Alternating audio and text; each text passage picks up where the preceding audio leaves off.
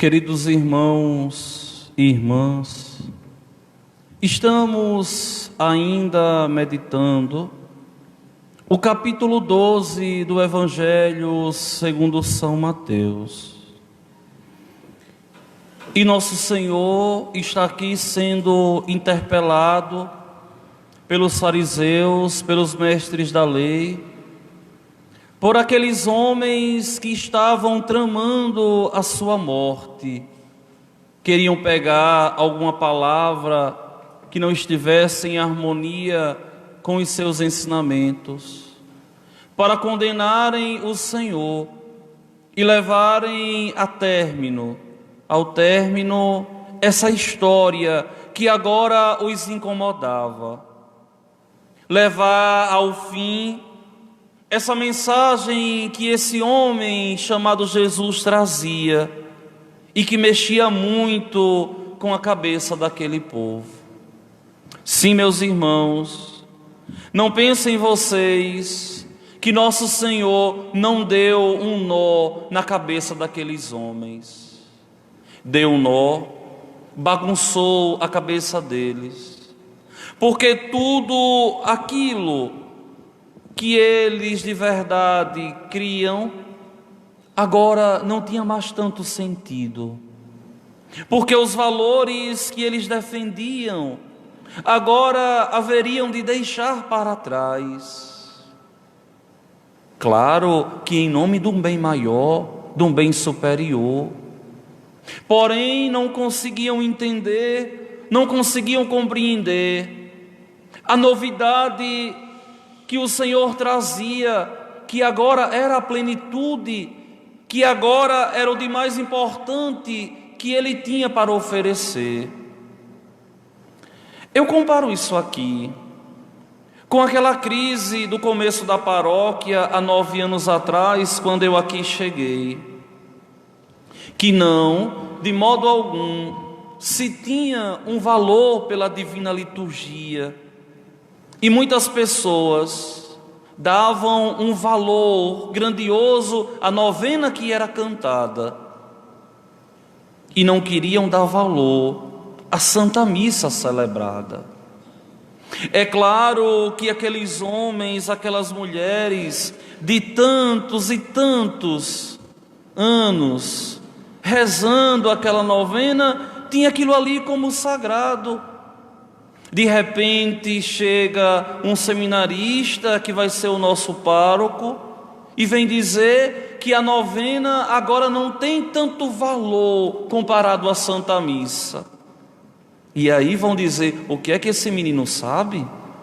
A gente sempre rezou isso aqui, mas não conseguiam entender que o que nosso Senhor nos deixou foi a Santa Missa, que a novena é importante, fomenta o nosso coração, mas só tem valor se for rezada em harmonia com a missa.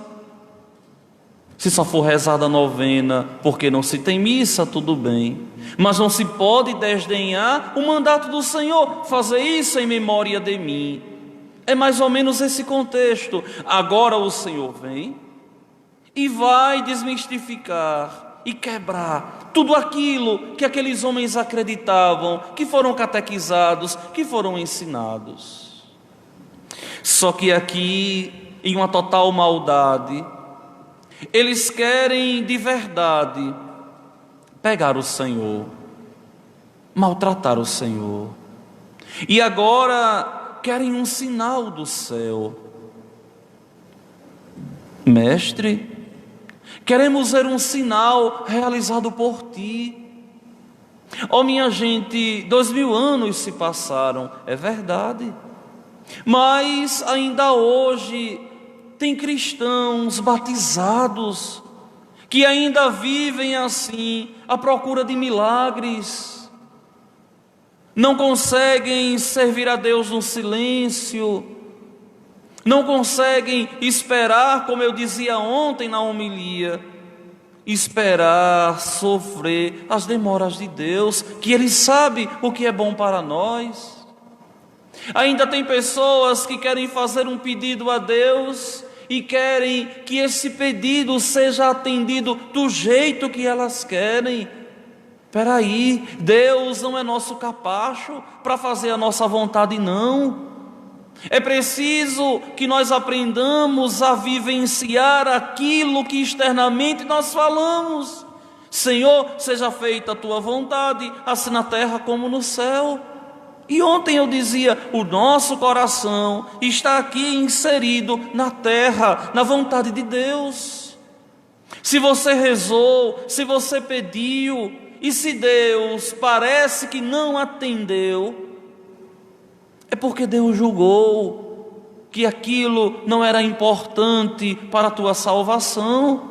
Não é porque Deus te odeia, não é porque Deus não te ama, não é porque Deus não existe, mas é porque Deus não tem obrigação nenhuma de ceder aos teus caprichos, mas tem um desejo de te salvar. E aqui, aqueles homens querem tentar o Senhor. Queremos um sinal, senão não vamos acreditar em Ti. E o Senhor é duro, é por isso que me fascina esse Deus feito homem. Porque Ele é duro, porque Ele não tem medo de dizer a verdade. Uma geração má e adúltera busca um sinal. Uma geração má porque querem matar o Filho de Deus. Uma geração adúltera porque não cumpriam os preceitos de Deus, mas viviam de fachada, viviam para aparecer, sem lutar no interior para ser. E o Senhor aqui diz: mas nenhum sinal lhe será dado, a não ser o sinal do profeta Jonas. Que sinal é esse? Nós sabemos, a tradição nos diz que em Nínive, Jonas ficou 3 dias e 3 noites na barriga de um peixe. Como se deu isso é um grande mistério. E depois, aquele homem ali é colocado para fora com vida. O Senhor diz: aquilo ali prefigurou a minha ressurreição. O único sinal que essa geração má, que essa geração adúltera terá, será a minha ressurreição. Eu vou ressuscitar. Depois que passar 3 dias, também no seio da terra.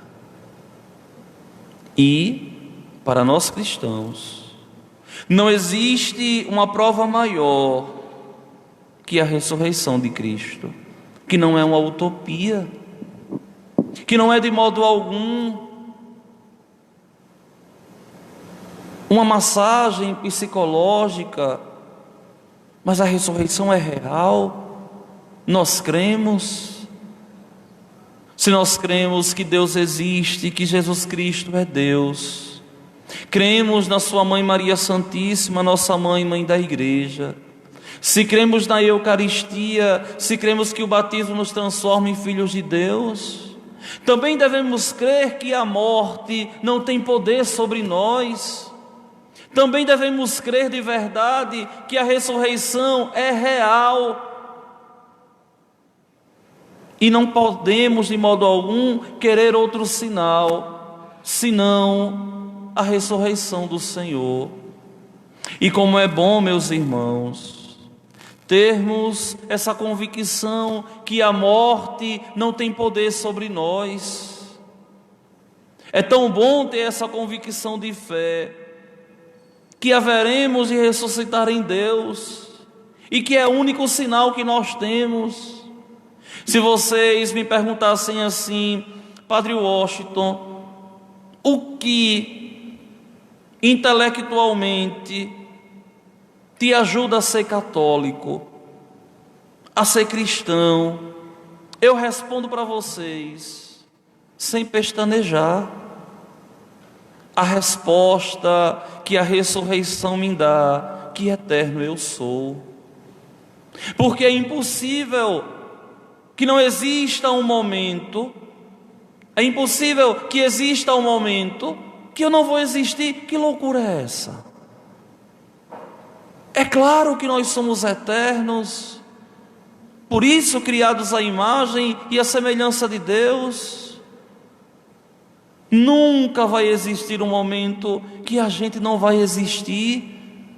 E a Igreja Católica e a fé cristã é a única que nos responde isso.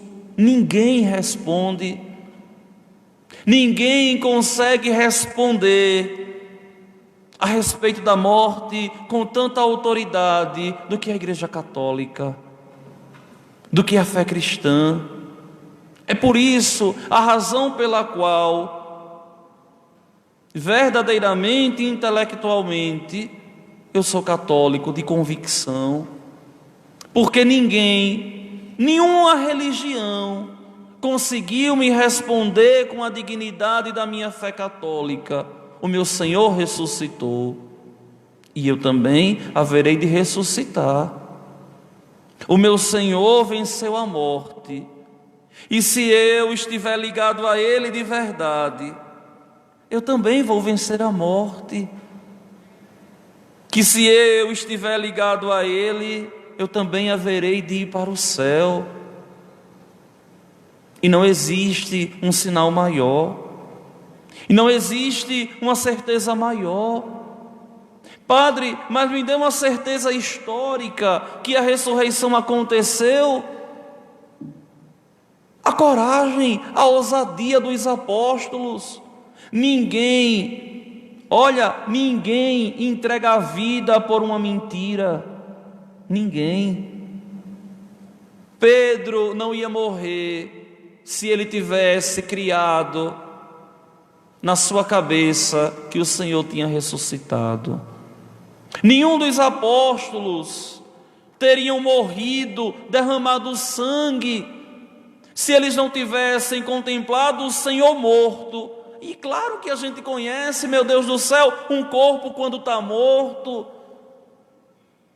E depois eles tivessem contemplado o Senhor vivo. Não existe prova maior do que essa, a morte de todos eles. E por que essa morte? Porque eles foram atraídos à ressurreição.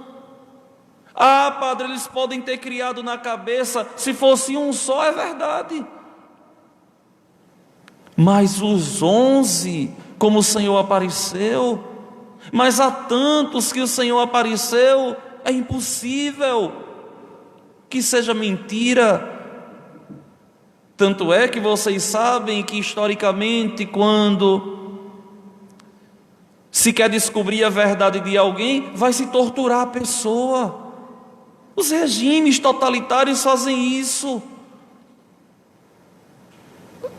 Algumas fontes também, não é? Até a própria polícia em alguns lugares. É ilegal, mas dizem que acontece. Você tortura a pessoa, faz a pessoa sofrer, para a pessoa dizer a verdade. E tem gente que diz até o que não deveria dizer, só para parar, para dizer o que o outro quer que eu diga. Me diga o que é que você quer que eu diga, que eu digo que eu não aguento mais sofrer. Então, o sinal que nós temos é que Ele ressuscitou, que os apóstolos todos morreram. E eu repito mais uma vez categoricamente, ninguém, mas ninguém entrega a vida por uma mentira. E a ressurreição é real.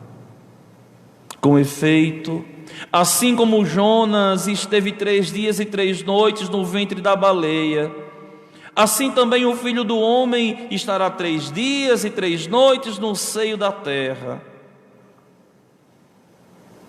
Ou seja, a ressurreição é real.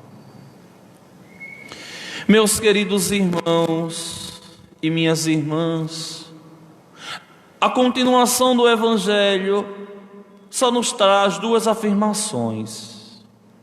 Aqui está quem é maior que Jonas, o Senhor diz. E aqui está quem é maior do que Salomão. E isso também nós não temos dúvidas dos milagres que o Senhor fazia. com toda a discrição do mundo, na tranquilidade, não digam a ninguém, com toda a elegância, com todo o charme próprio de Deus.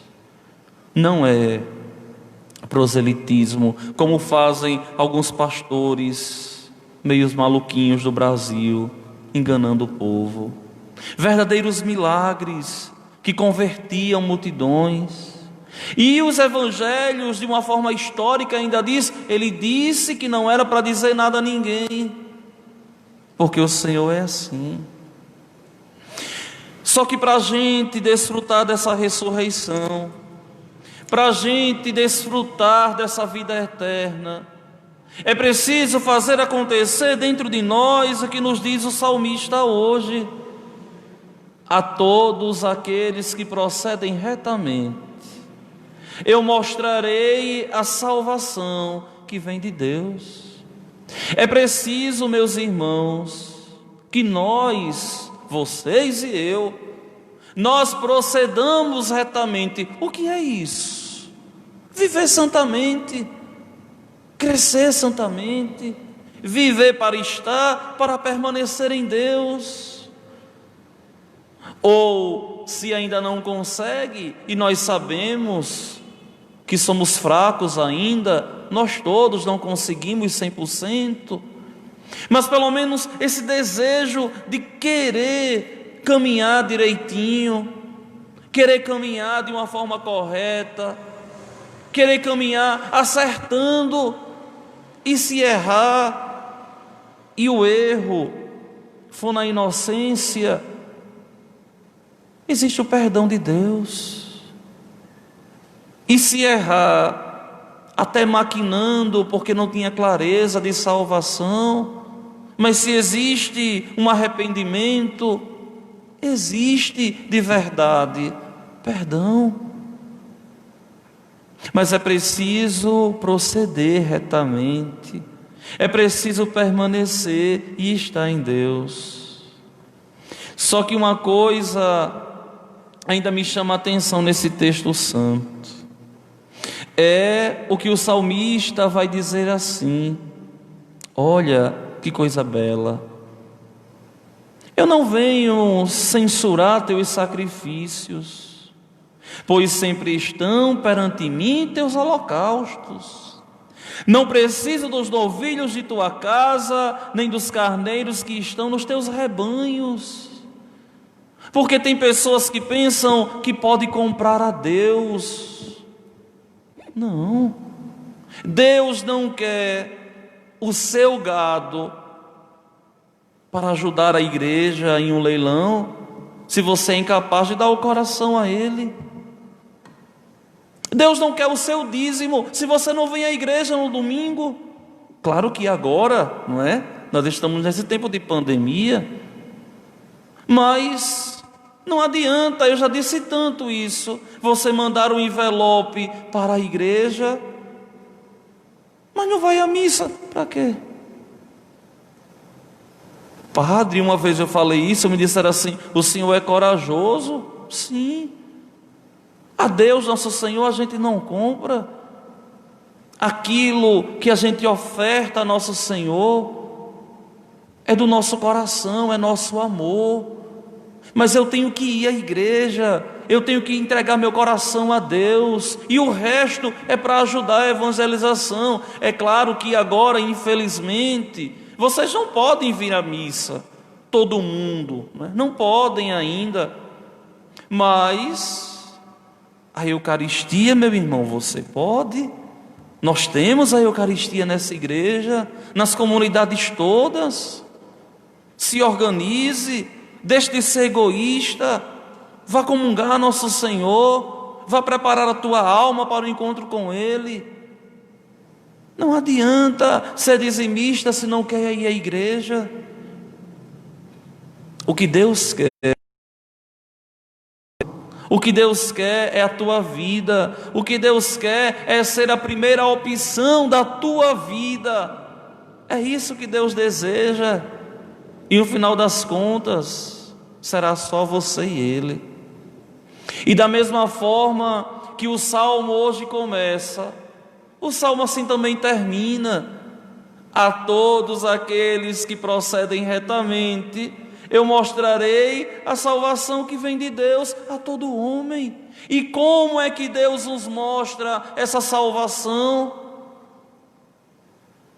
Primeiro, tomando consciência de pecado, dos pecados que nós temos, que nos afasta de Deus. Depois, querendo endireitar o caminho. É claro que esse endireitar o caminho aqui não é algo rápido, como eu dizia ontem, mas é um crescimento paulatino. A gente vai crescendo aos pouquinhos. Você quer ver se você está no caminho certo? É simples. Lembre de um ano atrás.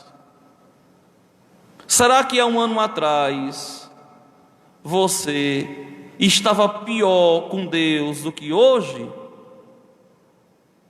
Se sim, você está no caminho certo.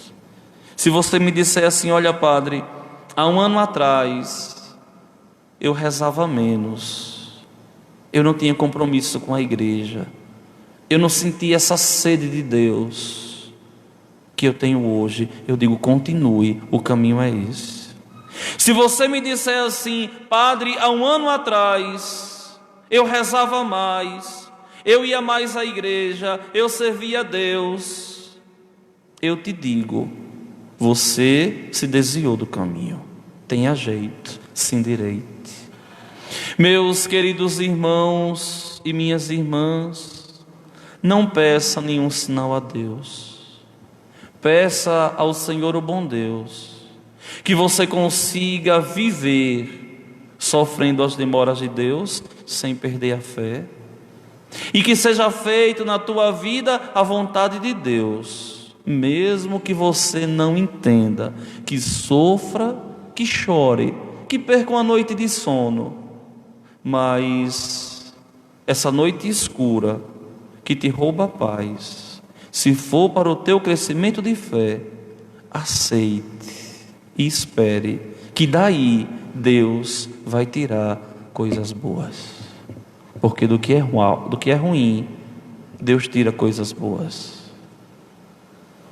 Do que nos faz sofrer na fé, Deus faz brotar uma fé mais rigorosa. Que Deus nosso Senhor assim nos ajude, que o Espírito Santo de Deus nos ilumine, para que possamos crer, esperar e vivenciar a ressurreição desde agora, e um dia nos apossarmos dela no reino dos céus.